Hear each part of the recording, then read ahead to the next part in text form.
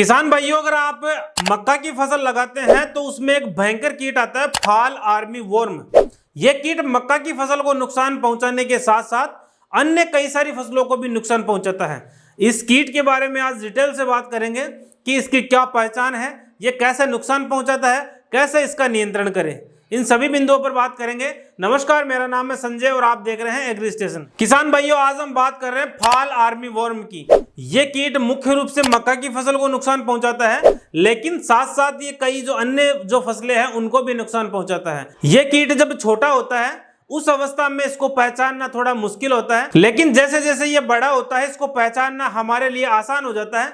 इसका जो सिर होता है उस पर उल्टा वाई का निशान होता है, तो उसको देखकर पहचान सकते हैं। दूसरा, इसका पहचान का तरीका यह है कि इसकी जो बॉडी होती है, इसका जो शरीर होता है, उसके पिछले हिस्से पर 4 बिंदुओं के जैसी संरचना दिखाई देती है। इस कीट की मादा अपने जीवन काल में लगभग 1800 से 2000 अंडे देती है और इसकी खास बात यह होती है कि ये अंडे गुच्छों में देती है।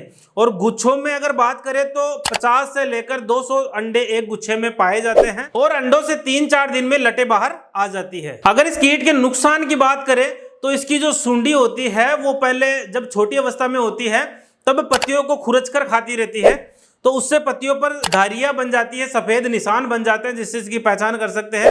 जैसे जैसे सूंडियां बड़ी होती जाती है वैसे वैसे ऊपर की जो पत्तियां है वो उनको भी खा जाती है। और जब सूंडियां बड़ी हो जाती है तो इसका जो बडवार वाला जो पार्ट होता है, जो कोमल पार्ट होता है, उसके अंदर घुस जाती है और वहां से इसका जो बडवार वाला पार्ट है उसको खाकर अंदर से यह खोखला करती रहती है। और जब मक्का के भुट्टे निकलते हैं तो ये उनको भी खाता रहता है। यानी ये कह सकते हैं कि ये कीट मक्का का जो पूरा पौधा है उसके सभी जो भाग है उन सभी को नुकसान पहुंचाता है और नुकसान भी भयंकर तरीके से पहुंचाता है। इसका अगर समय पर नियंत्रण अगर हम नहीं करें तो ये हमारी जो फसल है उसको चौपट कर देता है। किसान भाइयों, अब इसके नियंत्रण की बात करते हैं। इस कीट के नियंत्रण के लिए सबसे पहला उपाय तो यह है कि आपको गर्मियों में अपने खेत की गहरी जुताई करनी चाहिए, क्योंकि इसके जो कीड़े जो नीचे जमीन में पड़े रहते हैं वो जुताई करने से ऊपर आ जाते हैं और सूर्य की जो तेज धूप है उसके कारण नष्ट हो जाते हैं।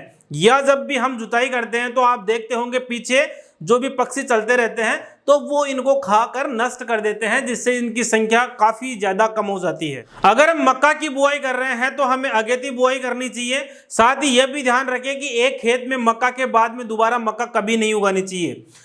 अगर संभव है तो आपको आपका जो खेत है जिसमें आपने मक्का उगाया है उसमें आपको नीम की खली 250 किलोग्राम प्रति हेक्टेयर के हिसाब से भी डालनी चाहिए। अगर इस कीट का प्रकोप आपको खेत में दिखाई देता है तो जो भी प्रभावित पौधे हैं उन पौधों को उखाड़कर आपको बाहर फेंक देना चाहिए।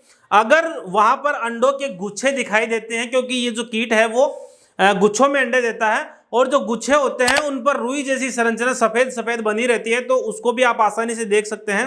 तो जो अंडों के गुच्छे हैं उनको भी आपको नष्ट कर देना चाहिए। और साथ ही बारीक मिट्टी, रेत या राख, इसका भी अगर आप बुरखाव करते हैं तो भी इसमें काफी ज्यादा आपको फायदा मिलता है। इसके अलावा आप लाइट ट्रैप लगा सकते हैं या 15 से 20 फेरोमोन ट्रैप आप प्रति हेक्टेयर के हिसाब से वो लगा सकते हैं। और अगर इसके हम जैविक नियंत्रण की बात करें तो आप बैसिलस थुरिजेंसिस या NPV इसकी 2 ग्राम मात्रा प्रति लीटर के हिसाब से भी आप स्प्रे कर सकते हैं। अगर हम रासायनिक नियंत्रण की बात करें तो इमामेक्टिन बेंजोएट 0.5 ml प्रति लीटर के हिसाब से काम में ले सकते हैं या फिर कोराजिन काम में ले सकते हैं।